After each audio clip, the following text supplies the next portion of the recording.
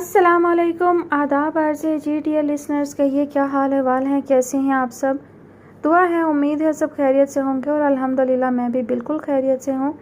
और जनाब नावल की नेक्स्ट एपिसोड लेकर हाजिर हूँ। नावल की फरमाइश हमसे की है हमिंग गर्ल ने। नावल का नाम है कोसे क़ज़ा के रंग, मुसन्निफ़ा हैं फ़ातिमा लगारी और आप सब सुनने वाले हैं इसकी किस्त नंबर 9। अम्मी ये सब कहाँ गायब हैं? वो सीढ़ियाँ उतरती अनाया को आवाज़ें लगा रही थी। उन्हें ढूंढती हुई वो किचन में आकर काउंटर पर चढ़ बैठी। अनादिया और उर्वा यूनिवर्सिटी गए हैं, तुम्हारे बाबा और चाचू ऑफिस, दादी दादा कमरे में, उसामा स्कूल और अलमास आबान के लिए चाय लेकर गई है अभी। जवाब रहमा बेगम की तरफ से मौसूल हुआ। हाय चची, सब मसरूफ़ है, एक मैं ही वेली, करवा दें अब मेरी भी शादी। अनीसा को अपना गम लग गया था, अनाया उसे घूर कर रह गई।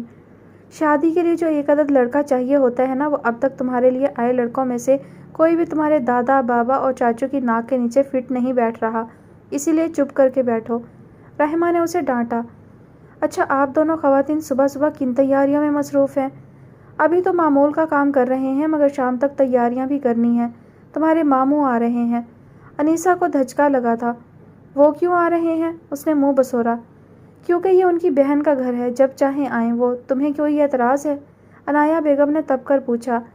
नहीं, मुझे कोई एतराज़ नहीं। वो अकेले हैं या उनके दो सपूत भी साथ हैं? उसे अपना हलक कड़वा होता महसूस हुआ। जाहिर है वो भी हैं। यार, अम्मी मामू से कहें जहांज़ेब को गाड़ी से फेंक दें, वो यहाँ ना आए, फजूल आदमी है बिल्कुल। आर्यन भी नहीं है, कौन संभालेगा उसे? वो मिनमिनाई। पहली बात, मेरे भतीजे के बारे में कोई बकवास नहीं, उन्होंने हाथ में पकड़ी छुरी उसे दिखाते हुए कहा। दूसरी बात, आर्यन भी आ रहा है कल, 2 दिनों के लिए। लो जी, एक जेराल है तो दूसरा सीमोन। यहाँ ना कोई इंस्पेक्टर जमशेद है ना महमूद, कौन निपटेगा दोनों से? शर्म है लड़की तुम में? अरीशा बेगम की चिंघाड़ती आवाज़ पर वो सहम कर खड़ी हुई। घर आने वाले मेहमानों को अपने इन सीमोन और जेराल से मिला रही हो? ना मैं पूछती हूँ, कोई तमीज़ बाकी है? दादी, सीमोन और जेराल मेरे थोड़ी हैं, वो तो इश्तियाक अहमद की तख्लीक करदा किरदार हैं। वो मिनमिनाई। चुप, बिल्कुल चुप। पहले क्या कम थी ये लड़कियां? मजीद इश्तियाक अहमद के नावल पढ़वा दिए, चलते फिरते जासूस बन गए हैं। कभी सीमोन, कभी मिराल, और वो खंजर एड़ियों में छुपाने वाला वो महमूद। दादी, महमूद, अनीसा चहक कर बोली। चुप करो महमूद फारूक की चमची। लेकिन दादी, मुझे तो मक्खन अच्छा लगता था। तुम्हें तो अभी मैं बताती हूँ, मक्खन चटनी सारी निकालती हूँ तुम्हारी। वो जूता उठाने के लिए झुकी थी। अनीसा ने फ़ौरन बाहर की तरफ दौड़ लगाई थी। दिमाग ख़राब करके रख दिया है इन कामरान ब्रादर्स ने, वो बड़बड़ाई। अम्मी शौकी ब्रादर्स थे और कामरान मिर्ज़ा था। रहमा बेगम ने अचानक निकलते अल्फाजों को ज़ुबान दांतों में देकर रोकना चाहा। अरीशा बेगम ने मुड़कर उन्हें घूरा था। मेरी बला से पुलिस वाला दाऊद हो या वो प्रोफेसर अकरम, अपनी बेटियों की ज़ुबानों को ब्रेक लगवाओ वरना नाक कटवाएंगी मेरी। उन्हें घूरती हुई वो बाहर निकल गई थी। अब कौन उन्हें बताता कि पुलिस वाला इकराम था और दाऊद प्रोफेसर थे। ये आजकल तुम फार्मी मुर्गियों की तरह इधर उधर क्यों गिर रहे हो? उसे सोफे पर बैठता देखकर हारिस की ज़ुबान में खारिश हुई। वो एक नज़र उन पर डालकर कुशन अपनी गोद में रखकर बैठ गया। और आप किसी लड़ाका मुर्गे की तरह इधर उधर चोंच क्यों मार रहे हैं? हारिस ने लब दांतों में दबाए आंखें सुकेड़े उसे देखा। शर्म ही नहीं है नालायक औलाद में, कहीं से लगता हूँ मैं तुम्हारा बाप? जी, आपके सर में मौजूद सफ़ेद बाल गवाही देते हैं कि आप मेरे बाप हैं। अयाद, मुझे बहुत फिक्र होती है। उसने नासमझी से हारिस साहब को देखा जो संजीदगी से उसे देख रहे थे। तुम्हारी नहीं, तुम्हारी औलाद की। मुस्तकबिल तबाह है उनका तो। दादा तो शरीफ होगा मगर बाप नालायक होगा। दुआ करो तुम्हारी औलाद तुम पर ना जाए। वो उसके लाल होते कानों से बेनियाज बोलते जा रहे थे। अपने मामलात में मेरी औलाद को ना घसीटा करें आप। मेरी भी कुछ लगती है वो। उन्होंने आंखें घुमाई। खैर ये बताओ, आजकल फारिग हो? हाँ, लेकिन ऑफिस नहीं आऊँगा, अपना बिजनेस खुद संभालें, मुझे पढ़ना है। हारिस ने दांत पीसे थे। इधर इधर मेरी बात सुनो तुम। वो सीधे होकर बैठे। शराफत से ऑफिस आओ, काम संभालो ताकि 1-2 महीने में शादी करूं तुम्हारी। जब तक उसका बीएड मुकम्मल नहीं होता तब तक सोचिएगा भी मत। उसने गोद में पड़ा कुशन साइड पर फेंका। किसका? उर्वा का। 4 साल इंतज़ार करूं मैं? उसने इस बात में सर हिला दिया। बाद में पढ़ा लेना ना, अगर आपने ज़्यादा ज़िद की तो एमएड भी करवा दूंगा। ख्याल रखना, पता चले स्टेज पर लाठी का सहारा लेकर आ रहे हो। ये तो आपको सोचना चाहिए, उसने तपाने वाले अंदाज में कहा। हारिस उसे मारने के लिए कोई चीज़ ढूंढने लगे। वो मुस्कुराती आंखों से उन्हें देख रहा था। मोबाइल की आवाज़ पर उसने मोबाइल उठाया। स्क्रीन पर जगमगाते दाऊद के नाम को देखकर गहरी सांस ली। अस्सलाम वालेकुम। एक निगाह खफकी से उसे देखते हारिस साहब पर डाली। क्या? कब? वो एकदम सीधा हो बैठा। अल्लाह उनकी मगफिरत फरमाए। तुम कहाँ हो? हारिस अब परेशानी पर बल डाले उसे देख रहे थे। फ़्लाइट कब की है? ओके, मैं आ रहा हूँ। हाँ, हादी के साथ आता हूँ। अल्लाह हाफिज़। क्या हुआ? उसके फ़ोन बंद करने पर हारिस ने पूछा। दाऊद मेरा क्लास फेलो, उसके चचा की डेथ हो गई है। उसकी लंदन वापसी की फ़्लाइट हफ्ते की है और आज कोई फ़्लाइट नहीं मिल रही। जनाजा आज ज़ोहर के बाद है। मैं दाऊद के पास जा रहा हूँ। उन्हें तफसील सुनाते हुए उसने मोबाइल जीन्स की जेब में डाला। अल्लाह उनकी मगफिरत फरमाए। गाड़ी की चाबी उठाते हुए वो एक लम्हे के लिए रुका।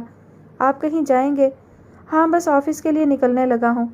मेरी गाड़ी ले जाइएगा, फ्यूल भी डलवा दीजिएगा, मुझे इस काम में वक्त लग जाएगा। हारिस ने सर हिलाते हुए अपनी गाड़ी की चाबी उसे थमाई। अयाद, उनकी आवाज़ पर वो रुका और मुड़कर सवालिया नज़रों से उन्हें देखा। ख्याल रखना अपना। आप भी, मुस्कुराकर कहता वो आगे बढ़ गया था। उन्हें अजीब सी बेचैनी ने आन घेरा था। लंदन के लिए फ़्लाइट। लंदन का जिक्र उन्हें हमेशा बेचैन कर देता था, खासकर जब वह जिक्र अयाद की तरफ से होता था। लंदन के लिए आज की फ़्लाइट चाहिए मुझे, कुछ भी करके, वो उनके साथ बैठे दाऊद ने बेबसी से कहा। आज की फ़्लाइट नहीं मिल रही, तुम कल की देख लो दाऊद। ड्राइविंग करते हादी ने होंठ भींचते कहा। हादी, 4 साल से मैं अपने चचा से नहीं मिला और अब आखिरी बार उनका चेहरा भी नहीं देखूं क्या? जनाजे में देर नहीं कर सकते और फ़्लाइट नहीं मिल रही। कल जाने का कोई फ़ायदा नहीं, परसों की वैसे भी मेरी फ़्लाइट बुक है। उसने गहरी सांस ली। कोई और रास्ता? गाड़ी में अयाद की धीमी आवाज़ सुनाई दी। मुझे नहीं लगता, हमारे पास वक्त बहुत कम है। दाऊद, तुमने अपने बाबा से बात की? हादी ने चेहरा तिरछा करके उसे देखा। हाँ, वो भी कुछ नहीं कर पा रहे। इकलौते भाई की मौत से वो पहले ही सदमे में है। मैं उन्हें परेशान नहीं कर सकता। उसने निगाहें शीशे के पार गाड़ दी थीं। चचा का बेटा बहुत छोटा है। कुछ देर खामोश रहने के बाद वो गोया हुआ। शायद 10 साल का। अयाद ने चौंक कर उसे देखा था। आखिरी बार जब मैं उससे मिला था तो वो 6 साल का था। चचा की जान बसती थी अपने इकलौते बेटे में। चची की मोहब्बत में भी कोई कमी नहीं थी। चची की पहली शादी से 2 बच्चे थे, एक बेटा और एक बेटी। बेटे का इंतकाल हो गया था और बेटी की कोई खबर नहीं है। औलाद का गम वो झेल चुकी हैं और अब अचानक चचा की डेथ ने उन्हें हिला कर रख दिया है। मगरिब में रहने के बावजूद हम में वहाँ का असर नहीं आया। हम सब साथ रहते थे। मैं यहाँ आ गया 4 साल पहले और चचा का इंतकाल हो गया और ऐन मुमकिन है कि चची आबी के साथ अब अपने भाई के पास पाकिस्तान आ जाए। मैं अकेला हो गया, मैं, बाबा और माँ। उसकी आवाज़ नम हुई थी। अयाद पथरीली नज़रों से उसे देख रहा था। कहीं कुछ गलत था। अगर कभी वो किसी दूसरे से अपनी माँ की कहानी सुनता तो यही अल्फाज होने थे जो दाऊद ने अदा किए थे। मगर आबी और दाऊद के चचा, लंदन, इन सब के बीच में कहीं कोई जोड़ था। वो सब एक जंजीर में बंधे किरदार थे मगर बिखर गए थे। कौन था बीच में? सवालों की बौछार शुरू हो गई थी। गाड़ी स्याह हमवार सड़क पर दौड़ रही थी। पिछली सीट पर बैठा अयाद साकित था, मंजमद, जैसे अपनी जगह पर जम चुका हो। अम्मी, आर्यन कब आ रहा है? उर्वा ने सोफे पर बैठते हुए कहा। कल। राहिमा उसे एक लफ्ज़ी जवाब देकर सब्जी काटने लगी। फिर मैं आज पूरी फ़ौज को लेकर मोहम्मल के घर चली जाऊं? कल उसकी बर्थडे थी, मुझे कल जाना था मगर वक्त नहीं मिला तो आज जाऊं। शर्म है लड़की तुम में? भाई, हमारे ज़माने की लड़कियां तो शादी से पहले उस रास्ते से भी नहीं गुजरती थीं जो उनके ससुराल जाता था। अनादिया ने उसे घूरा। वो बात नहीं है भी अम्मा, हम दोनों को जाना चाहिए था, बर्थडे थी उसकी। बड़ी भाभी हूँ आफ्टर ऑल। उसने मुँह बसोरा। कह तो तुम ठीक रही हो मगर दादी मानेंगी? दादा मान गए हैं, वो मुस्कुराई। फिर ठीक है, कब जाना है? आज शाम, उसने जमाई लेते हुए कहा। मैं जा रही हूँ सोने, यूनिवर्सिटी से आकर बहुत नींद आती है, उसने उठते हुए कहा। रुको ज़रा तुम, पहले मिरहा को फ़ोन करो, साद के फूफा का इंतकाल हो गया है, ताज़ियत करनी है। अल्लाह उनकी मगफिरत फरमाए, अभी करती हूँ। वो फ़ोन लेने के लिए अपने कमरे की तरफ बढ़ गई। वो गाड़ी की चाबी उंगली में घुमाते हुए हादी के साथ लाउंज में दाखिल हुआ। लाउंज का मंजर देख कर वो ठिठक कर रुका था। उर्वा, अनादिया, अनीसा, आबान और उसामा सामने सोफ़ों पर बैठे थे। मोहम्मद हंसते हुए अनादिया की बात सुन रही थी। अफंदी साहब उर्वा से गुफ्तगू में मसरूफ़ थे। आप भी आएँ, बैठें।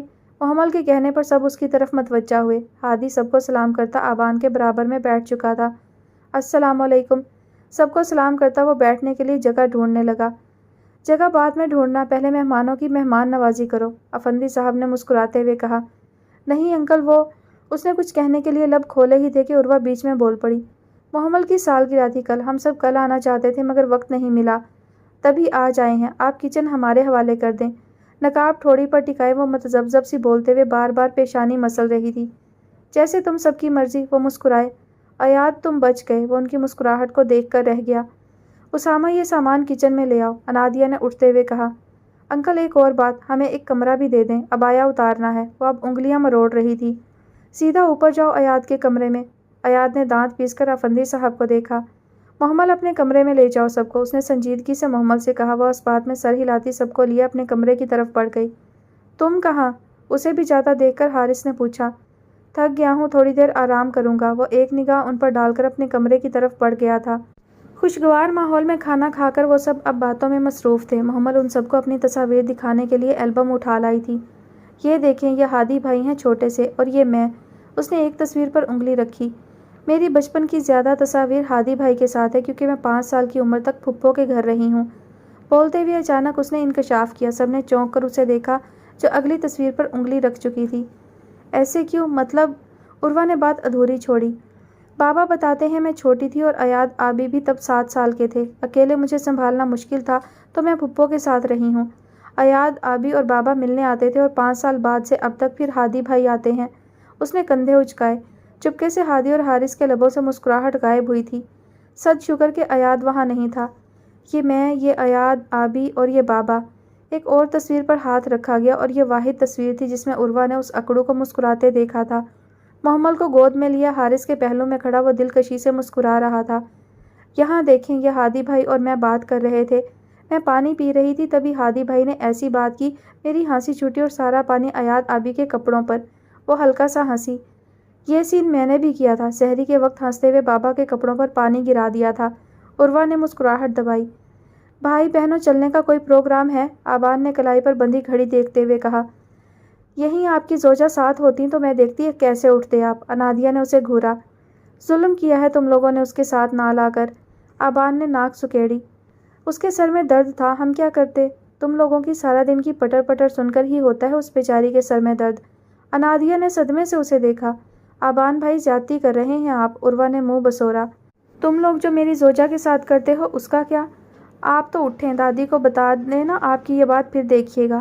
انادیہ اسے گھورتی ہوئی کھڑی ہوئی۔ انکل اب ہم چلتے ہیں، آپ بھی ان سب کی پٹر پٹر سے تنگ آ گئے ہوں گے۔ انادیہ بچے اگلی بار آؤ تو آبان کو گاڑی سے دھکا دے دینا۔ حارث کی بات پر آبان نے صدمے سے انہیں دیکھا۔ جیسے آپ کہیں، چلیں آبان بھائی، اب دیکھ لیں کہیں کوئی عزت نہیں ہے۔ وہ اسے تپا کر عبایا لینے کے لیے اوپر کی طرف بڑھ گئی۔ آبان منہ بسورتا واپس بیٹھ گیا۔ عروہ کان قریب لاؤ، ہادی کے کہنے پر اس نے کان قریب کیا۔ یہ تمہاری بہن ہٹلر کیوں بنی پھرتی ہے؟ آپ کے بھائی کھڑوس کیوں بنے پھرتے ہیں؟ اسے چھوڑ ہی دو، تم گدھا ہے پورا، ہادی بڑبڑایا۔ مان لیں آپ کی اور میری قسمت پھوٹی ہے، اس نے آنکھیں گھمائیں۔ نہیں اچھی ہے انادیہ، اس کے مسکرا کر کہنے پر عروہ نے ابرو اٹھا کر اسے دیکھا۔ وہ گڑبڑایا۔ ایاد بھی اچھا ہے، فکر ناٹ، وہ جبراً مسکرایا۔ بتاتی ہوں انادیہ کو، آپ اسے ہٹلر کہہ رہے تھے۔ ارے ارے لڑکی رکو تو، کیوں بھائی کو مروانے پر تلی ہو؟ عروہ نے آنکھیں سکیڑ کر اسے دیکھا۔ میرا چاکلیٹ؟ کل پکا۔ ہادی کی بات پر وہ اسے گھورتی ہوئی اوپر کی طرف بڑھ گئی۔ وہ سب ان سب کو خدا حافظ کہتی مین گیٹ کی طرف بڑھ رہی تھیں۔ انادیہ اور انیسہ کے پیچھے چلتی عروہ ایک لمحے کے لیے ٹھہری تھی، رک کر وہ پیچھے پلٹی، نگاہ اوپر اٹھائی۔ وہ وہیں کھڑا تھا، ریلنگ کو تھامے سرد نگاہوں سے چاند کو تکتا۔ وہ بے خود سے اسے دیکھے گئی، وہ چاند کو تک رہا تھا اور چاند اسے۔ نیلی آنکھوں میں چاند کا عکس نمایاں تھا۔ بعد میں تسلی سے دیکھتی رہنا، ابھی چلو، برابر سے اسے انادیہ کی آواز آئی۔ ہر بار جب اسے دیکھتی ہوں تو لگتا ہے آخری بار دیکھ رہی ہوں۔ کون جانے کب کیسے کس طرح اچانک وہ چلا جائے۔ نگاہیں ہنوز اسی پر ٹکی تھیں۔ وہ اب لب دانتوں میں دبائے آنکھیں سکیڑے کچھ سوچ رہا تھا۔ کیوں جائے گا وہ؟ نہیں جانتی، مگر میرا لاشعور کہتا ہے کہ یہ نیلی آنکھیں کسی کی متلاشی ہیں اور وہ کسی اپنے کو تلاش کرنے جائے گا۔ وہ جائے گا اور ضرور جائے گا۔ اس کی آواز کپ کپائی تھی، آنکھوں میں نمی اکٹھی ہونے لگی تھی، چاند کو تکتے ہوئے۔ اور پتہ ہے کیا انادیہ، جانے والے لوٹ کر نہیں آتے۔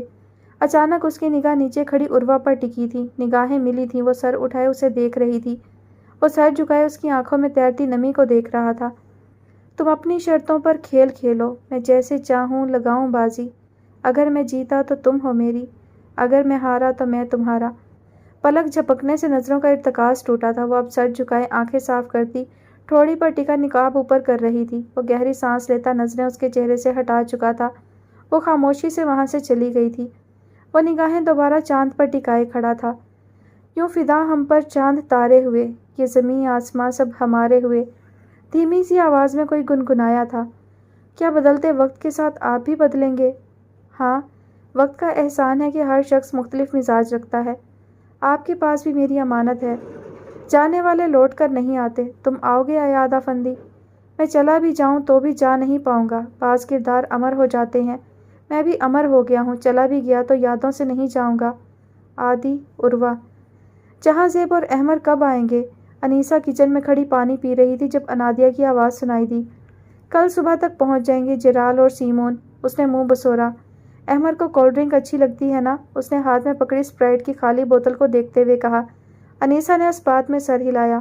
وہ مسکراہٹ دباتی آگے بڑھی، خالی بوتل نل کے نیچے رکھی اور نل کھول دیا۔ پانی ایک دھار کی صورت میں بہنے لگا۔ بوتل بھر کر اس نے پاس پڑا لیکوئڈ اٹھایا اور 2 سے 3 قطرے بوتل میں ڈالے، پھر بوتل کا ڈھکن بند کر کے اچھی طرح سے بوتل کو ہلایا۔ لو جی، احمد کے لیے بوتل تیار ہے۔ اس نے بوتل انیسہ کو تھمائی۔ ہارپک نہ ملا دوں اس میں؟ اس نے دانت پیسے۔ اگلی بار انشاءاللہ۔ مسکراہٹ دباتی وہ کچن سے نکل گئی۔ انیسہ اب جگہ ڈھونڈنے لگی جہاں یہ بوتل کسی کے ہاتھ نہ لگے۔ ہلکے نیلے رنگ کے آسمان کے سائے تلے کھڑے وہ ہینڈ کیری تھامے اپنے سامنے موجود گیٹ کو دیکھ رہے تھے۔ اندر چڑیلوں کا بسیرا ہے، ذرا بچ کر۔ اس کے برابر میں کھڑے اس کے بھائی نے اسے تنبیہ کی۔ دشمن وہ آپ کی ہیں، میری نہیں۔ اسے تپاتا وہ اندر کی طرف بڑھا۔ خیر، میرا دشمن اس وقت فوج سے پٹ رہا ہوگا، وہ بھی اس کے پیچھے لپکا۔ واپس آ گئے نا آریان بھائی، تو آپ کا بچنا ناممکن ہے۔ وہ اب حویلی کے اندرونی حصے میں داخل ہو رہے تھے۔ ڈرتا ورتا نہیں ہوں میں کسی سے، منہ کے زاویے بگاڑ کر کہتا وہ لاؤنج میں داخل ہوا۔ السلام علیکم، اہلاً و سہلاً، مرحبا، اس نے بآواز بلند کہا۔ سلامتی بھیجنے کے لیے شکریہ، مگر ہم سے اس کی امید مت رکھنا، قریب سے ایک چڑیل کی آواز سنائی دی۔ گھر آئے مہمانوں کی عزت کرنا بھول گئے ہو تم لوگ؟ اس نے نخوت سے انادیہ نامی چڑیل کو دیکھا۔ گھر کے بڑے اب ایک دوسرے سے مل رہے تھے جبکہ ان کی جنگ عظیم شروع ہو چکی تھی۔ شیطانوں کی بھی کوئی عزت کرتا ہے کیا بھلا؟ لا حول ولا، کوئی عزت نہیں ہے دادی، میں جا رہا ہوں واپس کراچی، اللہ حافظ، ٹاٹا بائے بائے۔ اپنا ہینڈ کیری اٹھا کر وہ پلٹا۔ ڈرامہ، انادیہ بڑبڑائی۔ 1 منٹ، میں کیوں جاؤں؟ وہ سوچتے ہوئے مڑا۔ مجھے میرا کمرہ دکھایا جائے، اس نے سینہ پھلا کر کہا۔ انادیہ نے کونے میں پڑی ڈسٹ بن کی طرف اشارہ کیا، پھر مسکرا دی۔ جہاں سے بچے اوپر جاؤ، دائیں طرف پہلے کمرے میں۔ عنایہ بیگم نے انادیہ کو گھوری سے نوازتے ہوئے اس سے کہا۔ تھینک یو پھپھو، یو آر دی بیسٹ، ورنہ یہاں کوئی میری عزت نہیں کرتا۔ انہیں دائیں ہاتھ کا انگوٹھا کھڑا کر کے دکھاتا وہ اوپر کی طرف بڑھا۔ دھاڑ سے کمرے کا دروازہ بند ہونے کی آواز پر انادیہ نے سر جھکا کر مسکراہٹ دبائی۔ تھوڑی ہی دیر گزری تھی کہ اس کے کمرے کا دروازہ کھلا۔ وہ لڑکھڑاتا ہوا باہر نکلا جیسے کسی نے زور سے دھکا دیا ہو۔ ٹھیک 2 سیکنڈ کے بعد اس کا بیگ اس کے منہ پر لگا، ساتھ ہی ایک کاغذ، اور دروازہ زور سے بند۔ وہ ایک ہاتھ سے ناک کو پکڑتا جھک کر کاغذ اٹھانے لگا۔ میرے کمرے میں غیر ضروری افراد کا داخلہ ممنوع ہے، خاص کر ان لوگوں کا جو اس جہاں کو بالکل زیب نہیں دیتے۔ Aryan Ahmad: welcome back. اس دفعہ میں امتحان کے لیے پوری تیاری کر کے آیا ہوں عروہ۔ احمد نے فخریہ کالر جھاڑے۔ صوفے پر بیٹھی عروہ نے سرتا پیر اسے دیکھا۔ پستئی رنگ کی قمیض شلوار میں ملبوس خود اعتمادی سے اسے دیکھتے ہوئے وہ ٹانگ پر ٹانگ چڑھائے بیٹھا تھا۔ یہ بندہ اس سے 2 سال چھوٹا تھا، کوئی مانے گا؟ قد اس سے بھی بڑا تھا اور رہی سہی کسر بھاری مردانہ آواز نے پوری کر دی تھی۔ اچھا، تو کتنے ناول پڑھے اس بار؟ وہ خیالوں کو جھٹکتی اس کی طرف متوجہ ہوئی۔ 35، فخر سے سینہ چوڑا کیا۔ تو بتاؤ، کرم علی نے اپنی بیوی کی دوسری شادی کیوں کروائی تھی؟ پرسکون انداز میں پوچھا گیا۔ وہ اب مسکراتے ہوئے اس کی ٹانگ کو دیکھ رہی تھی جو آہستہ سے سرک رہی تھی۔ سارا اعتماد پل میں ہوا ہوا تھا۔ وہ اب سیدھا بیٹھا معصومیت سے اسے دیکھ رہا تھا۔ بیوی کی دوسری شادی کون کرواتا ہے؟ اس نے کان کی لو کھجاتے ہوئے کہا۔ یہی تو پوچھ رہی ہوں، اگر کرم علی نے یہ کام کیا تو کیوں کیا؟ وہ آگے ہوئی۔ Next question please. Saad Sultan نے اپنے باپ کی عمر کی خاتون کے نمبر پر یہ رنگ ٹون کیوں رکھی؟ دشت تنہائی میں جانے جہاں لرزاں ہیں، تیری آواز کے سائے، تیرے ہونٹوں کے سراب۔ استغفراللہ، بڑا ہی کوئی ٹھرکی بندہ تھا۔ اس نے کانوں کو ہاتھ لگائے۔ عروہ کی مسکراہٹ گہری ہوئی۔ احمد کی بہن نے اسے حیا سے شادی کرنے کے لیے کیوں کہا؟ وہ اب بار بار لب کھول بند کر رہا تھا۔ ریان نے الماس میں انٹرسٹ ہونے کے باوجود اسے کیوں ٹھکرایا؟ نوجوان تاجر سالے بھرے مجمع سے روتا ہوا کیوں دور بھاگا تھا؟ پورشے کے گرد اکٹھے ہوتے جگنو کیوں جل کر مرے؟ الیشیا نے اپنے شوہر کو کیوں مارا؟ ہاشم نے آبی کا منہ ایکویریم میں دے کر اسے کیوں مارا اور آخر میں وہ جھاڑو کیوں لگا رہا تھا؟ بیگم جمشید کی بنائی چائے میں کیا ملایا گیا تھا؟ محمود کی ایڑی میں چھپے خنجر کا راز کیسے فاش ہوا؟ اکثر اگر فاطمہ تھی تو چڑیا کون تھی؟ لاسٹ، داؤد نے اپنی بہن کی بلی کا قتل کیوں کیا؟ جواب ندارت۔ وہ مسکراتی ہوئی صوفے کی پشت سے ٹیک لگا کر بیٹھی۔ کنجوس انسان، تھوڑا سا پیکج کروا کر اچھے ناول پڑھ لیا کرو، بخش دو ان فری ایف بی کے ناولز کو۔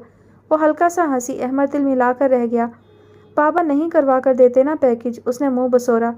تو لائبریری جا کر پڑھ لیا کرو سست انسان، اندر آتی انیسا نے اسے گلاس تھماتے ہوئے کہا۔ واہ، اتنے برے وقت میں کولڈ ڈرنک لا کر دل خوش کر دیا تم نے، اس نے مسکراتے ہوئے کہا۔ عروہ، ان ناول کے نام لکھ دینا مجھے، میں 35 ناول پڑھوں یا 50 تم سے نہیں جیت سکتا۔ پتہ نہیں کون کون سے ناولوں سے سوال پوچھتی ہو۔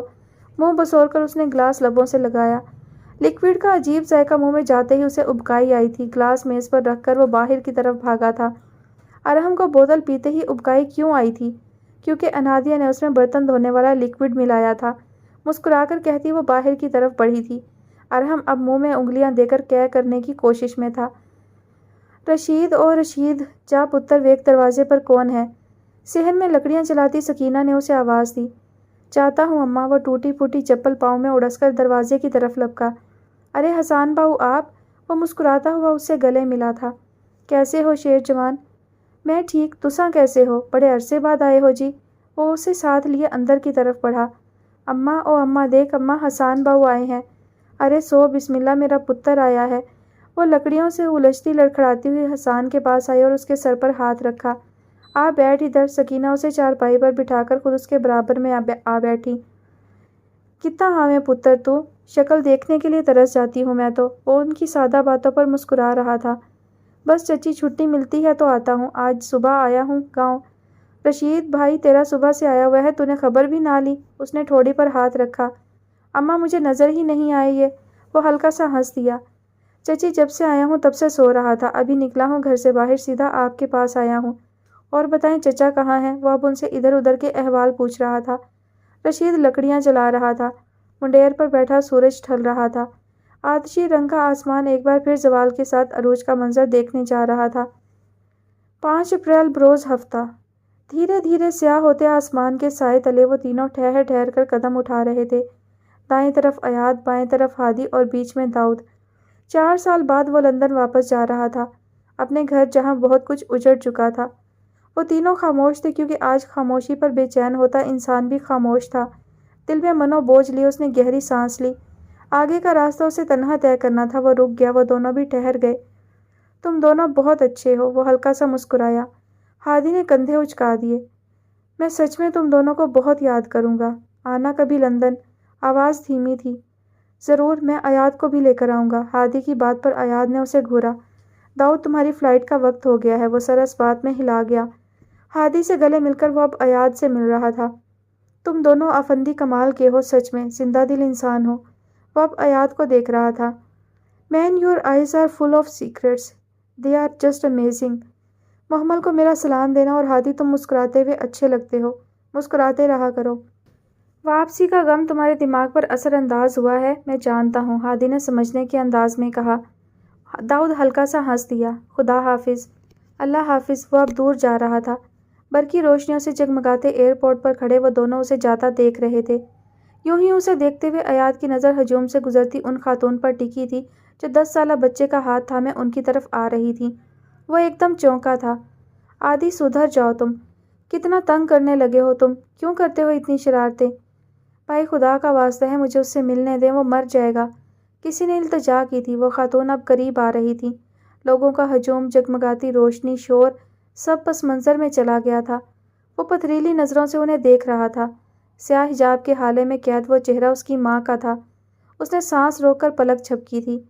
وہ اب اس کے بالکل برابر سے گزر کر جا چکی تھی۔ وہ وہیں کھڑا رہا تھا۔ اس کی ماں پاکستان میں تھی یا یہ محض آنکھوں کا دھوکہ تھا؟ ایاد چلو اب گھر، دیر ہو گئی ہے پہلے ہی۔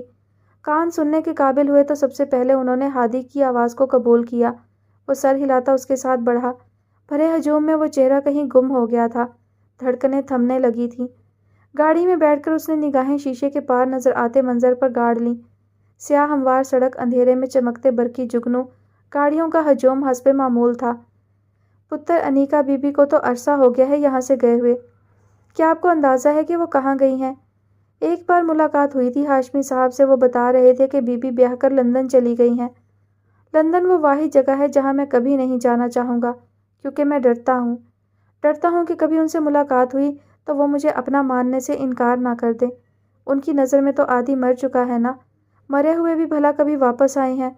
उसने थक कर सीट की पुश्त पर सर टिका दिया था। वो खातून उसकी माँ नहीं थी, वो नज़र का धोखा था बस।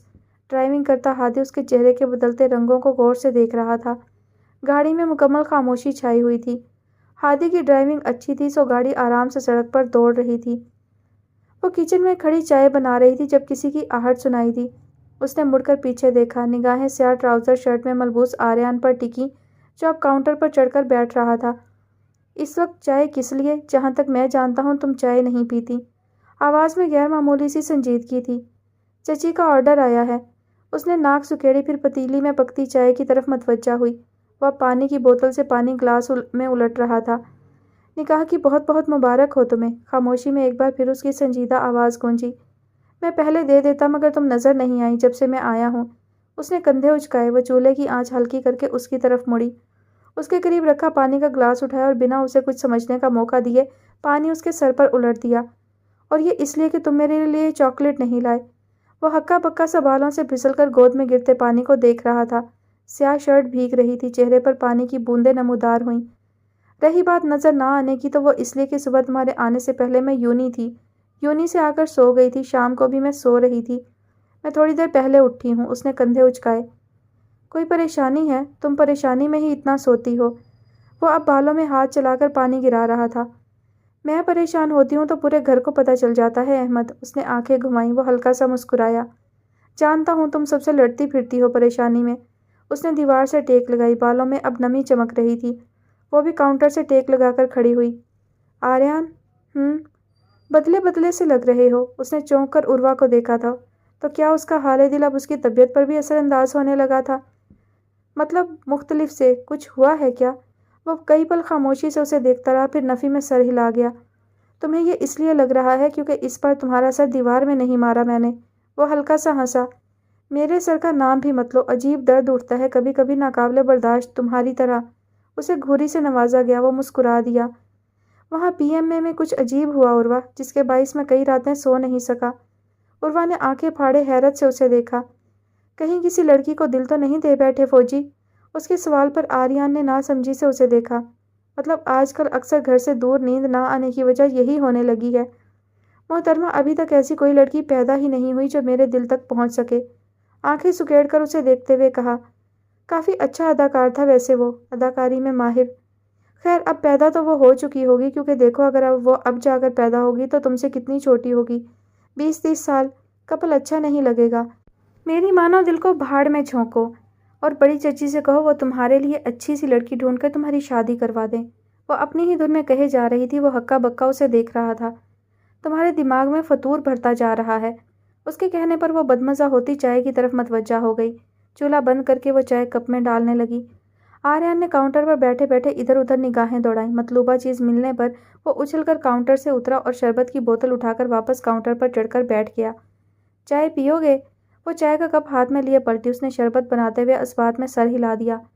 तो शरबत किस लिए? तुम्हारे लिए नहीं। वो दांत पीस कर रह गई। ये कप किसके लिए? वो उसके आगे चाय का कप रखकर एक और कप उठाने लगी थी जब आर्यन ने पूछा। जहाँ ज़ेब के लिए, उसी डैश इंसान के लिए बनवाई है चची ने।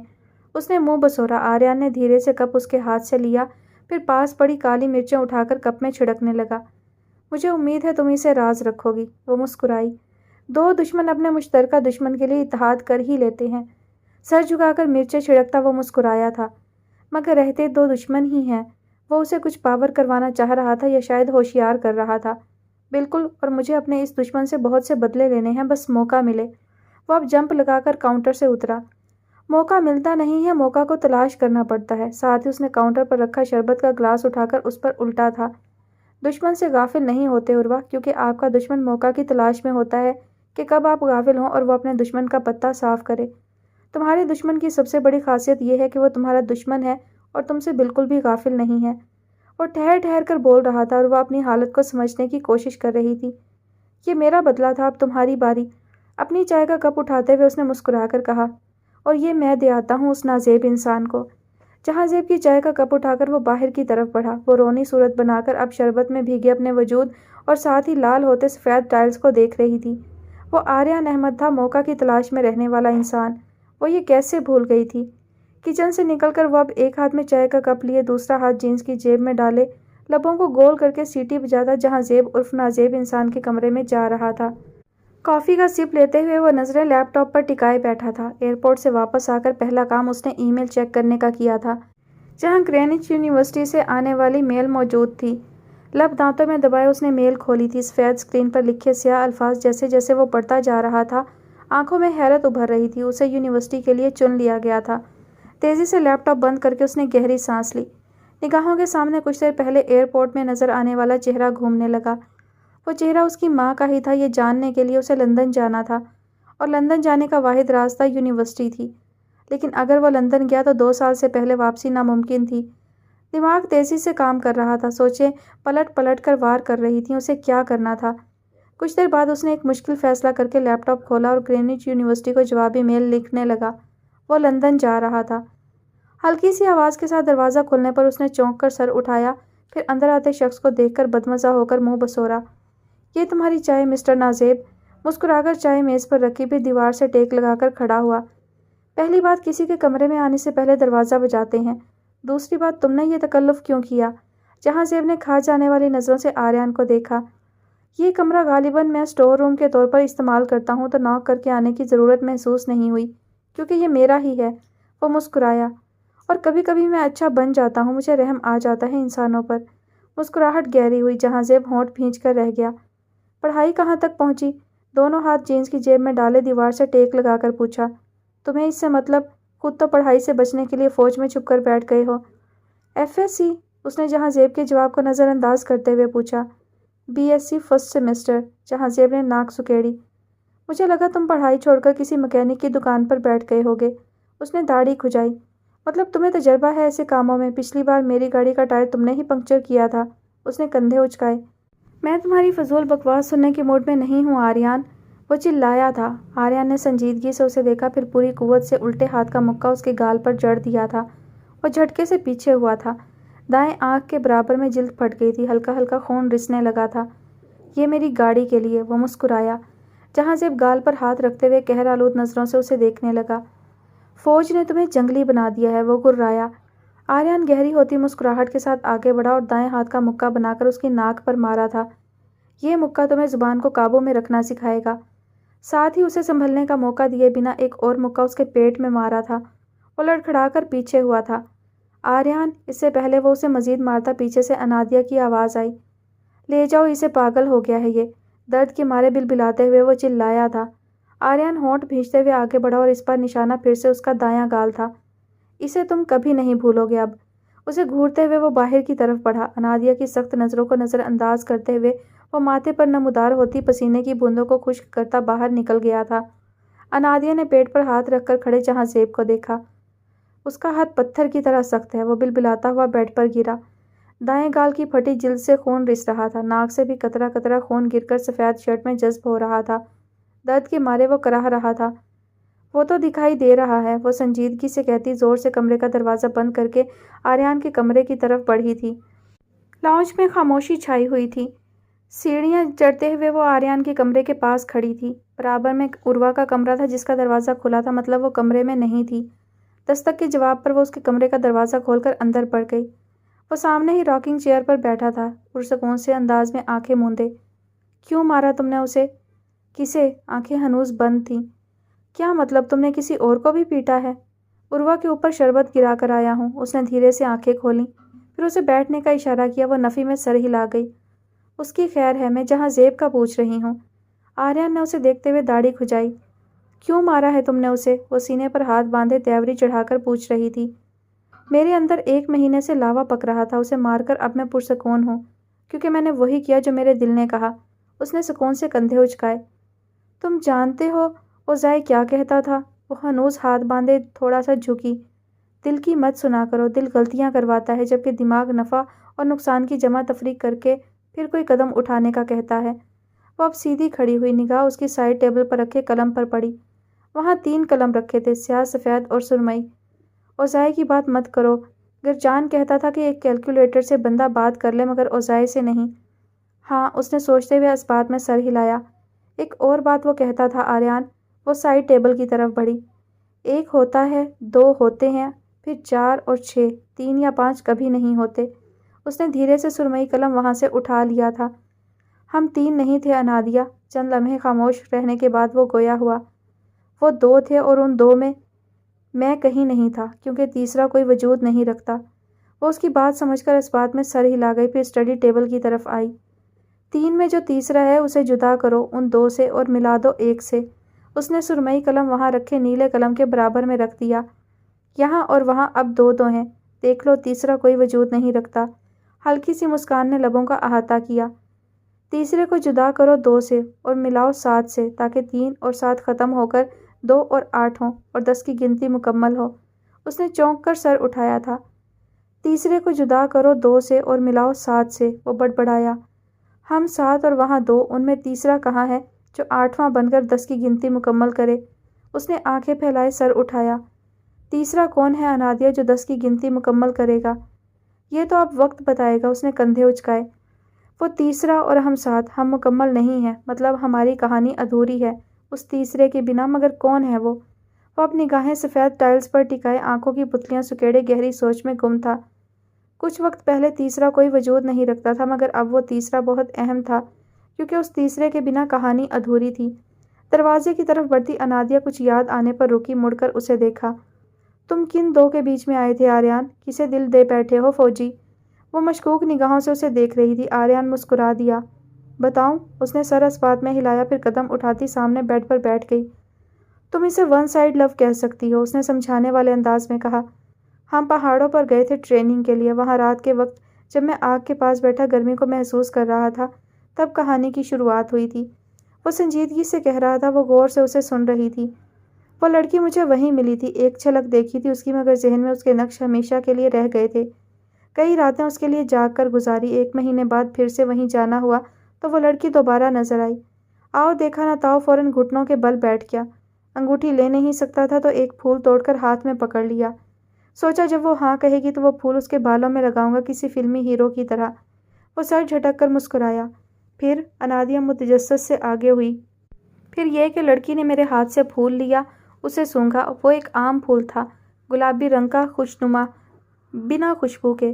اس نے پھول میرے منہ پر مارا اور کہا کہ اس نے رک کر انادیا کے تاثرات دیکھے جو کافی پرجوش نظر آ رہی تھی۔ کمال مہارت سے مسکراہٹ چھپاتا وہ پھر سے گویا ہوا۔ اگر تم اسی طرح شادی شدہ لڑکیوں کو پرپوز کرتے رہے تو بہت جلد جیل میں ہوگے فوجی۔ انادیا نے حیرت سے آنکھیں پھاڑے اسے دیکھا۔ تم نے ایک شادی شدہ لڑکی کو پرپوز کیا؟ وہ حیرت سے چلائی۔ اسے پھوٹی قسمت سمجھو۔ اس نے کان کی لو کھجائی۔ انادیا منہ پر ہاتھ رکھ کر ہنستی تھی۔ آگے کیا ہونا تھا؟ وہ پھول اٹھا کر میں نے اپنے جگر حسان کو دیا، مگر وہ اس وقت میری وجہ سے پوری پلٹون سے پٹ کر بیٹھا تھا۔ اس نے پھول میرے منہ پر مارا۔ بعد میں وہ پھول کسی کے پاؤں تلے آ کر کچلا گیا، میری محبت کی طرح۔ اس کے آخری الفاظ پر انادیا کا قہقہہ بلند ہوا تھا۔ وہ ناک سکیڑ کر رہ گیا۔ دوبارہ ایسے ایکسپیرینس کرنا چاہو گے؟ اس نے بمشکل ہنسی روک کر پوچھا۔ کبھی نہیں۔ امی سے کہوں گا خود ہی کوئی لڑکی ڈھونڈ کر میری شادی کروا دیں۔ یہ میرے بس کی بات نہیں۔ اس نے آنکھیں گھمائیں۔ اور تمہاری محبت؟ دفن کر دیا اسے۔ آواز دھیمی ہو گئی تھی، الفاظوں سے حقیقت جھلکنے لگی تھی۔ نگاہیں کسی غیر مرئی نقطے پر مرکوز ہو گئیں۔ وہ کسی اور کی ہے اور میں اسے چاہنے کا حق نہیں رکھتا۔ محبت کی تھی تو بھول تو نہیں سکتا، مگر میں اسے بھولنے کی کوشش کر سکتا ہوں ان لوگوں کے لیے جو مجھ سے محبت کرتے ہیں۔ فلمی ہیرو کی طرح محبت میں ناکامی پر کسی درگاہ پر جوگی بن کر نہیں بیٹھ سکتا، نہ ہی کمینہ بن کر اپنی محبت کی خاطر ان دونوں کے درمیان جھگڑے کروا کر زبردستی اسے اپنا سکتا ہوں۔ میری غیرت کبھی یہ گوارا نہیں کرے گی۔ بس دعا ہے وہ جس کے ساتھ بھی رہے خوش رہے ہمیشہ۔ وہ بے پناہ محبتوں کی حقدار ہے، اسے اس کا حق ملے۔ وہ دھیرے سے مسکرایا تھا۔ انادیا نے ہونٹ بھینچتے ہوئے اس بات میں سر ہلایا۔ بالکل ایک اعلیٰ خاندانی بندے لگ رہے ہو، عزتوں کے محافظ اور اچھی سوچ رکھنے والے۔ لہجے میں اس کے لیے فخر تھا۔ وہ تعظیماً سر جھکا گیا۔ اسے بھولنے میں تمہیں آسانی ہو۔ وہ بیڈ سے اٹھی۔ ویسے آریان سچ میں کہانی بہت مزے کی تھی۔ تم جیسا انسان یہی کر سکتا ہے، شادی شدہ لڑکی کو پرپوز۔ اسے پھر سے ہنسی آئی تھی۔ اور وہ ٹھیک کہتی ہے، پھوٹی قسمت ہے میری۔ اس کے جملے کو کسی نے بیچ سے اچک لیا تھا۔ وہ تیز آواز میں بڑبڑاتی ہوئی سیڑھیاں چڑھ رہی تھی۔ عجیب جانور ہے یہ آریان، منحوس، مارا، ذلیل انسان۔ اللہ پوچھے اس سے، سر پھٹے، اس کا منہ ٹوٹے، دیوار میں ٹکرا جائے۔ اور پھر ٹھا کمرے کا دروازہ بند ہو گیا۔ اس کی مسکراہٹ گہری ہوئی۔ مت تنگ کیا کرو اسے تنگ کیے بنا دل نہیں لگتا۔ اس نے مسکراہٹ دبائی، بھوری آنکھیں چمکی تھیں۔ دعا کرنا وہ ہمیشہ ایسے ہی رہے، آج کل پریشان رہنے لگی ہے۔ کیوں، سب ٹھیک ہے؟ وہ چونک کر سیدھا ہوا۔ پتہ نہیں، تھوڑی حساس ہے، جانتے ہو تم، تبھی بس۔ اس نے کندھے اچکائے۔ کوئی سیریس مسئلہ تو نہیں ہے نا نادیہ؟ سچ بتاؤ، وہ خوش ہے؟ وہ بے چینی سے اٹھ کھڑا ہوا تھا۔ پریشان نہ ہو، سب ٹھیک ہے، سیٹ ہو جائے گی وہ انشاءاللہ۔ اسے تسلی دے کر شب بخیر کہتی وہ چلی گئی تھی، مگر اسے پریشان کر گئی تھی۔ شبنم سے دھلا جامنی آسمان مؤذن کی پکار پر انگڑائی لے کر نیند سے اٹھا تھا۔ رفتہ رفتہ اندھیرا چھٹنے لگا تھا، روشنی پھیل رہی تھی۔ حویلی کے مکین مؤذن کی پکار پر لبیک کہتے ہوئے رب کے حضور پیش ہوئے تھے۔ نماز سے فارغ ہو کر وہ سب اب لاؤنج میں بیٹھے تھے۔ یہاں کے بڑے فجر کے بعد سونا جرم سمجھتے تھے، اور فی الحال ان میں مجرم صرف انیسہ اور عروہ تھیں۔ تمہارے گال پر کیا ہوا ہے جہاں زیب، اور ناک کس سے پٹ کر آئے ہو؟ ارمغان نے بغور اس کا جائزہ لیتے ہوئے پوچھا۔ اس نے سوجے گال مزید پھلا کر صوفے کے بازو پر اپنا بازو پھیلائے ٹانگ پر ٹانگ چڑھائے مطمئن انداز میں بیٹھے آریان کو دیکھا۔ کچھ نہیں دادا، آریان اپنے ہاتھ کی سختی چیک کر رہا تھا۔ اس نے دانت پیستے ہوئے کہا، بالکل، اور جہاں زیب اپنی زبان کی لمبائی۔ وہ مسکرایا۔ تم دونوں لڑے ہو؟ ارمغان صاحب نے مشکوک نگاہوں سے دونوں کو دیکھا۔ آپ کو واقعی لگتا ہے دادا کہ یہ انسان لڑ سکتا ہے؟ اس نے جہاں زیب کی طرف اشارہ کر کے مصنوعی حیرت سے پوچھا۔ یہ صرف پٹ سکتا ہے دادا، اور آپ پریشان نہ ہو، میں نے جہاں زیب کو سمجھا دیا ہے، وہ آئندہ اپنا خیال رکھے گا۔ کیوں جہاں زیب؟ اس کے دائیں گال کو نظروں کے حصار میں لیے پوچھا۔ وہ دانت پیس کر اسبات میں سر ہلا گیا۔ کچھ دیر بعد اس نے مزید بے عزت ہونے سے وہاں سے جانا بہتر سمجھا تھا۔ تمہارا کیا پلان ہے احمد؟ کچھ خاص نہیں، گاؤں سے ایک دوست آئے گا، شام تک تو باہر کا چکر لگا آؤں گا۔ سوچا تھا آیا ہوں تو آپ کے دامادوں سے بھی مل لوں گا، مگر سعد کے پھپھا کا مسئلہ ہو گیا ہے۔ باقی دو دامادوں کے آثار نہیں ہیں تو پھر کبھی صحیح۔ اس نے کندھے اچکائے۔ ہاں، اگلی بار لمبی چھٹیاں لے کر آنا، تفصیلی ملاقات کرواؤں گا سب سے۔ وہ مسکرا کر سر ہلا گیا۔ اب میں سونے جا رہا ہوں، جرم کی معافی چاہتا ہوں۔ وہ صوفے سے اٹھ کھڑا ہوا تھا۔ سنو آریان، وہ ان کی آواز پر پلٹا۔ ہاتھ تھوڑا ہلکا رکھنا تھا جہاں زیب پر۔ انہوں نے مسکراہٹ دبائی تھی۔ وہ ہنس دیا۔ اگلی بار ایک تو ہڈیاں توڑ ہی دوں گا، آپ فکر نہ کریں، ہنستے ہوئے کہہ کر وہ اپنے کمرے کی طرف بڑھ گیا تھا۔ مجھے تم سے بات کرنی ہے۔ وہ اسٹڈی ٹیبل پر جھکا کاغذات دیکھ رہا تھا جب کمرے میں داخل ہوتے ہادی کی آواز سنائی دی۔ ہاں سن رہا ہوں، مصروف لہجے میں جواب دے کر اس نے کاغذ پلٹا۔ تمہاری اس بکواس کی وجہ جاننا چاہتا ہوں ایاد افندی۔ اس کی تیز آواز اور غصے میں بھرے الفاظوں کو سن کر وہ بھویں اکٹھی کیے سیدھا کھڑا ہوا، مڑ کر اسے دیکھا۔ کیا؟ یہی تو پوچھ رہا ہوں کہ کیا کر رہے ہو تم آج کل؟ اور یہ میسج، مقصد کیا ہے اس سب کا؟ اس نے موبائل کی اسکرین اس کی آنکھوں کے سامنے کی۔ ایاد نے ایک نظر موبائل پر ڈالی، پھر گہری سانس لیتے ہوئے جینس کی جیب میں ہاتھ ڈالے سنجیدگی سے اسے دیکھا۔ ہاں جا رہا ہوں میں لندن، کیا قباحت ہے اس میں؟ کیوں جا رہے ہو؟ دانت پیستے ہوئے پوچھا گیا۔ یونیورسٹی سے ایم ایڈ کے لیے، سنجیدگی برقرار رہی۔ لیکن مسئلہ کچھ اور ہے، میں جانتا ہوں۔ ایاد نے لب دانتوں میں دبائے تھے۔ تم کب تک اپنی الٹی حرکتیں جاری رکھو گے عادی؟ اس کی یہ بلند آواز کمرے کی دیواروں سے ٹکرا کر دم توڑ گئی تھی۔ ایاد، اس نے بمشکل اپنی آواز دھیمی رکھی، تمہیں لگتا ہے تم اس پورے لندن میں چچی کو ڈھونڈ سکتے ہو؟ جو رشتہ تم نے کھو دیا، اب اسی کی وجہ سے باقی سب کو بھی سولی پر لٹکا رہے ہو۔ محمل تمہاری بہن ہے، حارث چاچو تمہارے باپ ہیں، میں تمہارا بھائی ہوں، مگر تم ہمیشہ ہم سب پر اپنی ماں کو فوقیت دیتے ہو۔ تمہیں ہم سب کی محبت نظر نہیں آتی؟ میں ایک لفظ مزید نہیں سنوں گا ہادی۔ اس بار اس کی آواز بھی قدرے بلند تھی۔ کیوں؟ ہزاروں لوگوں کی مائیں مرتی ہیں، وہ قبروں پر جا کر آنسو بہاتے ہیں۔ ہزاروں لوگوں کے ماں باپ کی طلاق ہوتی ہے، ان کے بچے دو کشتیوں کے مسافر بنتے ہیں۔ تم میں کیا انوکھا ہے جو اپنے ساتھ ساتھ سب کو مارنے پر تلے ہو؟ تمہارے ماں باپ کی طلاق ہوئی، بس، یہ بات اتنی بڑی نہیں ہے جتنا تم نے سر پر چڑھا رکھا ہے۔ اور اب جب تمہاری ایک بیوی ہے، تمہاری بہن بڑی ہو رہی ہے، تم پر ان کی ذمہ داریاں ہیں، تو تم اپنی ماں کے لیے لندن جا رہے ہو، اس ماں کے لیے جس نے تم سے رابطہ کرنا تک ضروری نہیں سمجھا۔ اس کی آواز روند گئی تھی، گلا خشک ہو رہا تھا۔ ایاد سفید پڑتے چہرے سے بے یقینی سے آنکھیں پھیلائے اسے دیکھ رہا تھا۔ ہاں، انہوں نے مجھ سے رابطہ نہیں کیا کیونکہ ان کے لیے میں مر چکا ہوں۔ کئی پل خاموش رہنے کے بعد اس کی دھیمی آواز سنائی دی۔ جن کی مائیں مرتی ہیں وہ اپنی ماؤں کی قبروں پر جا کر بیان کر آتے ہیں۔ جن کی ماؤں کو طلاق ملتی ہے وہ دو کشتیوں کے مسافر بن جاتے ہیں ہوں گے، مگر جن کی مائیں حیات ہوں مگر وہ اپنی ماؤں کے لیے مر چکے ہوں تو وہ لوگ کیا کرتے ہیں ہادی؟ وہ ایک قدم آگے بڑھا تھا۔ ٹھیک کہہ رہے ہو، یہ اتنا بڑا مسئلہ نہیں تھا جتنا میں نے بنا لیا ہے۔ کیونکہ یوسف انکل کو کسی نے قاتل نہیں کہا، کیونکہ تم 14 سال سے پھپھو سے ملنے کے لیے تڑپ نہیں رہے، اسی لیے تم ٹھیک ہو۔ اس نے اس بات میں سر ہلایا۔ جانتا ہوں میری ایک بیوی ہے اور یہ بھی کہ میری بہن بڑی ہو رہی ہے، مگر کبھی سوچا ہے ہادی جب وہ بڑی ہوگی اور کوئی اس سے اس کی ماں کا پوچھے گا تو کیا جواب دے گی وہ؟ کہ یہ دنیا اس کے بخت کے پھول کھلنے دے گی، یہ جانتے ہوئے کہ وہ ایک مطلقہ کی بیٹی ہے؟ تمہیں لگتا ہے میں اب نارمل ہوں؟ ہاں ہادی میں ہوں، کیونکہ جن بچوں کا بچپن خوفناک خواب جیسا ہو وہ اب نارمل ہی ہوتے ہیں۔ ہادی نے نظریں چرائی تھیں۔ ایاد اب سنجیدگی سے اسے دیکھ رہا تھا۔ اب کہو، سن رہا ہوں۔ ایاد لندن مت جاؤ، محمل کو ہم ایسے ہاتھوں میں نہیں دیں گے جو گھٹیا سوچ رکھتے ہوں، اور تم حارث انکل، عروہ اور محمل کے لیے انیکا چچی کو بھول نہیں سکتے۔ فار گاڈ سیک ہادی، کوئی اپنی ماں کو کیسے بھول سکتا ہے؟ وہ ماں جس نے اسے جنم دیا ہو۔ وہ ایک ابرو اٹھائے اس سے پوچھ رہا تھا۔ رفتہ رفتہ دھڑکنیں کم ہو رہی تھیں، وہ تھک رہا تھا۔ ایاد پلیز، تم جانتے ہو زندگی بہت خوبصورت ہے، بالکل کوسے قزح کے رنگوں جیسی، اسے ضائع مت کرو۔ اس نے التجا کی تھی۔ جس بچے سے 7 سال کی عمر میں اپنے ماں باپ میں سے کسی ایک کو چننے کا کہا جائے، جو بچہ اپنی ماں کی نرم گرم آغوش میں زندگی کے حسین ترین لمحات گزارنے سے پہلے ہی اس آغوش سے محض اپنے ایک فیصلے کی وجہ سے محروم ہو جائے، کیا وہ کوسے قزح کے حسین رنگوں جیسی زندگی جی سکتا ہے؟ کیا وہ مسکرا کر زندگی جینے کا حق رکھتا ہے ہادی؟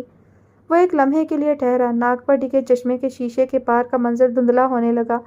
دھڑکنیں بے ترتیب ہو رہی تھیں۔ اس نے لمبی سانس لے کر خود کو نارمل کرنے کی کوشش کی، پھر سر جھٹک کر کچھ کہنے کے لیے لب کھولے۔ چلو ایک پل کو فرض کر لیتے ہیں کہ وہ بچہ یہ حق رکھتا ہے، مگر ہادی کون ہے جس کے لیے میری مسکراہٹ باعث سکون ہے؟ کون ہے جو مجھے جیتا دیکھ کر جیتا ہو؟ اس کے لہجے میں برسوں کی تھکن تھی، سمندر جیسی گہری آنکھوں میں نمی قطرہ قطرہ پگھلنے لگی تھی۔ اٹھے کندھے ڈھیلے پڑ گئے تھے، چہرے پر برسوں کی تھکن اتر آئی تھی۔ جب وقت لہروں کی مانند مخالف سمت میں بہنے لگے تو انسان تھک ہی جاتا ہے۔ وہ بھی تھک گیا تھا، اور یہ تھکاوٹ اتنی تھی کہ وہ آہستہ آہستہ اپنی ذات کو بھلا رہا تھا، یا شاید بھلا چکا تھا۔ وہ اپنی ذات کو بے مول کر گیا تھا، اور جو اپنی ذات کو بے مول کر جائیں دنیا انہیں اپنے پیروں تلے مسل دیتی ہے۔ میں، محمل، چاچو اور عروہ۔ اس نے قدرے چونک کر اسے دیکھا تھا۔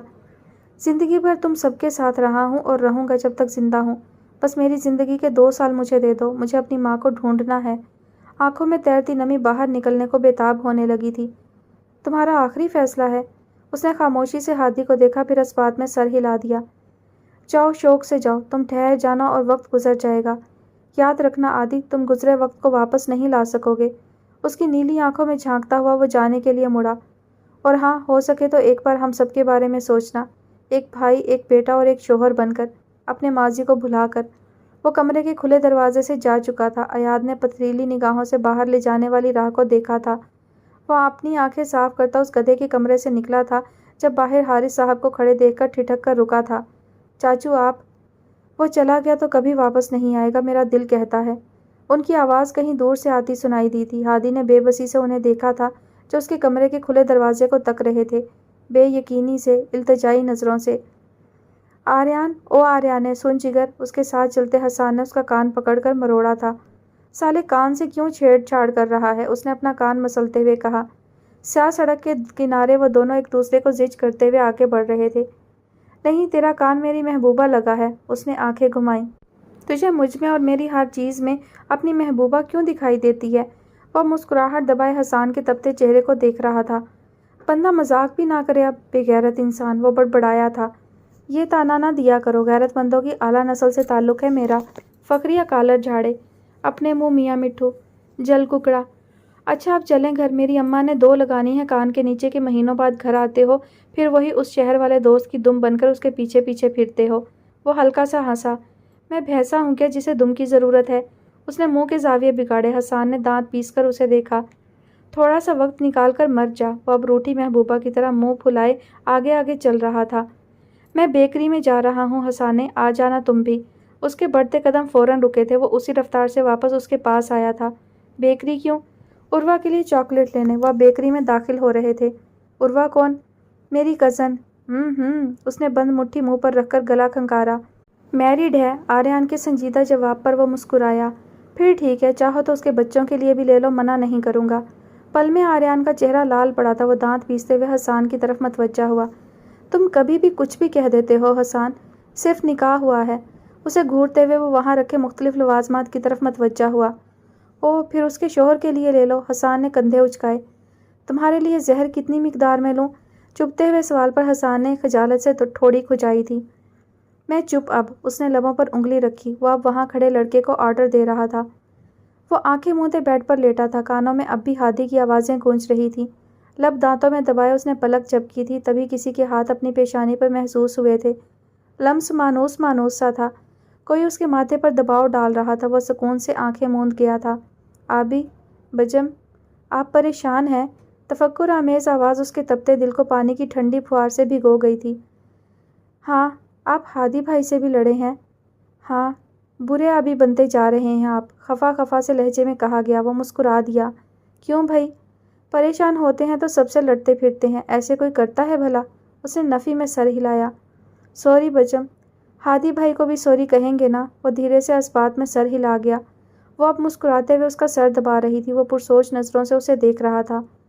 محمل، اگر کبھی میں چلا جاؤں کہیں دور تو تم کیا کرو گی؟ وہ اس کے پوچھنے پر ایک لمحے کے لیے تھم گئی تھی۔ فرض کرو بس، ایاد نے اس کی مشکل آسان کی۔ میں آئینے میں خود کو دیکھوں گی اور بار بار دیکھوں گی، کیونکہ میں وہ انسان ہوں جس سے آپ سب سے زیادہ محبت کرتے ہیں، اور میں جانتی ہوں آپ مجھے چھوڑ کر کہیں نہیں جائیں گے۔ اس کے پر یقین لہجے پر ایاد کے گلے میں گلٹی ابھر کر معدوم ہوئی تھی۔ اس نے دھیرے سے اس کا ہاتھ اپنے ہاتھوں میں لیا تھا۔ میں تم سے اپنی محبت کا اظہار بس ایک لفظ سے کر پاتا ہوں، حیاتم، تم میری زندگی۔ محمل مسکرا دی تھی۔ وہ خاموشی سے آنکھیں موند گیا تھا۔ اسے سونا تھا اور ڈھیر سارا سونا تھا۔ نہ جانے پھر کبھی یہ موقع ملے نہ ملے جب اس کی بہن اس کے سرہانے بیٹھی ہو اور وہ نیند کی آغوش میں ہو۔